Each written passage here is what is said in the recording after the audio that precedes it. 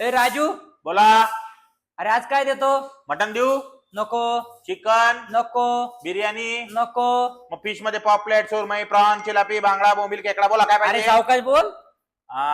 पॉपलेट, सुरमई, prone. बस बस बस बस, असं कर, एक पॉपलेट थाळी लाव.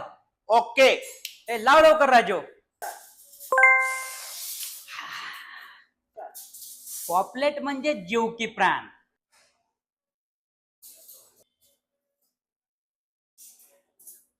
नाद.